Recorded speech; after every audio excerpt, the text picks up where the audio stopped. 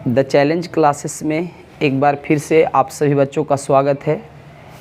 10वां class के Bihar board के बच्चों के लिए फिजिक्स का पहला चैप्टर का ये मेरा 5वां वीडियो है।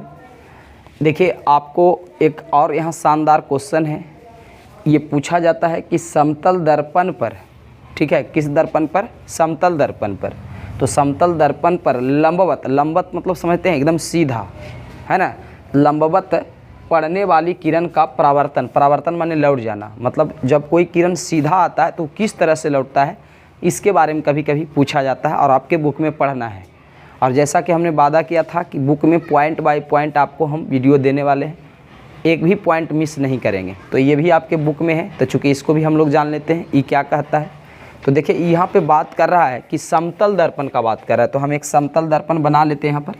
तो देखिए, ये फाइनली हम समतल दर्पण बना लिए, ठीक है।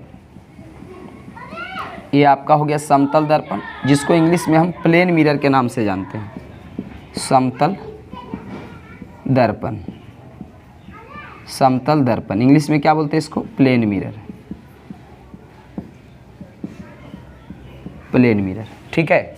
अब कह रहा है कि समतल दर्पण पर कोई किरण जब लंबवत पड़ती है, तो लंबवत का मतलब आप लोग पढ़े होंगे मैथ में, लंब क्या होता है?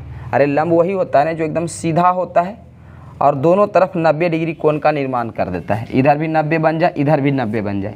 मान लेते हैं कोई किरण एकदम लंबवत आ रही। अब देखिए, सूर्य जो होता है ना, ठीक 12 बजे हमारे सर के ऊपर होता है ना।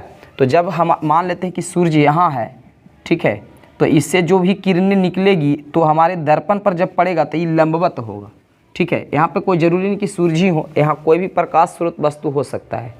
तो यहाँ से जब कोई किरण अगर लंबवत आ रहा है दर्पण पे, समझ लीजिए, तो दर्पण पर टकराने के बाद, चूँकि दर्पण का नेचर को आपको समझना है, दर्पण जो है, दर्पण के साथ आप जैसा व्यवहार करोगे वैसा व्यवहार वो भी करता है। अगर दर्पण पर तुम तिरछा प्रतिबिंब दोगे तो तिरछा रिफ्लेक्ट करेगा, मतलब तिरछा लौटा देगा। अगर आप दर्पण को सीधा प्रकाश का किरण दे रहे हो तो ये सीधा रिफ्लेक्ट करेगा, सीधा लौटा देगा। तो बस इसमें कुछ नहीं है। जब कोई किरण अगर समतल दर्पण पर लंबवत आती है, एकदम सीधा आती है लंबवत, तो उसको लंबवत ही भेज देता है, मतलब अपने ही पथों में इसको लौटा देता है, रिफ्लेक्ट कर देता है। बस यही बात है। लेकिन यहाँ से सवाल यह बन जाता है, यहाँ से पूछ दिया जाता है कि बताइए यहाँ आपतन कोण कितना डिग्री का बना, अपरावर्तन कोण कितना डिग्री का बना। तो बच्चों, पीछे का प्रकाश के परावर्तन में हम बता चुके हैं कि आपतन अपरावर्तन कोण का निर्माण तो इस तरह से होता है, जब कोई किरणें ऐसे तिरछा या तिरछा निकल गया, अब बीच में अगर जगह बचा तो अभिलंब डालना है, ठीक है। लेकिन देखिए, ये किरण इसी पथ से आया, पथ माने रास्ता, इसी रास्ता से आया है और इसी रास्ते से क्या हो गया, लौट गया। तो बीच में तो जगह छोड़ा नहीं, बीच में जगह छोड़ा ही नहीं, ठीक है। देखिए, लेकिन ये छोड़ दिया है, इधर से आया और इधर की ओर लौट गया, बीच में जगह है तो हम अभिलंब डाल सकते हैं, तब ना कोण का निर्माण होगा। लेकिन ये तो जगह ही नहीं छोड़ा, जिस रास्ते से आया उसी रास्ते से चला गया, तो अभिलंब भी नहीं डाल सकते आप, अभिलंब का काम तो खुद कर रहा है। तो यहाँ पर तो कोण आई और कोण आर बनते हैं, लेकिन यहाँ पर कोण आई और कोण आर का निर्माण होता ही नहीं है। अर्थात हम कह सकते हैं कि यहाँ आपतन कोण का मान भी 0 डिग्री होता है और परावर्तन कोण का मान भी 0 डिग्री होता है। यहाँ सब्जेक्टिव क्वेश्चन में आता है, बच्चे फंस जाते हैं। ऑब्जेक्टिव क्वेश्चन में इस तरह से आएगा कि समतल दर्पण पर जब कोई किरण लंबवत पड़ती है तो बताइए कोण आई का मान कितना?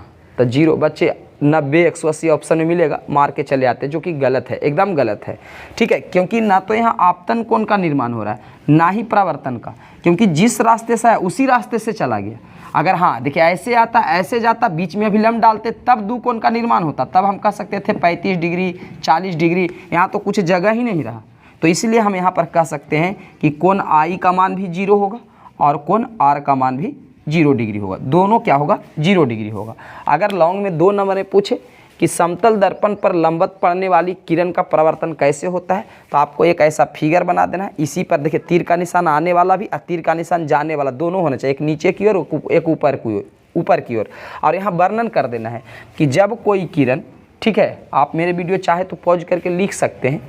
हम लिखेंगे कि जब कोई किरण समतल दर्पण पर लंबवत आती, लंबवत का मतलब एकदम सीधी आती है, तो जब लंबवत आती है तो दर्पण पर टकराने के बाद उसी पथ से होकर लौट जाती है।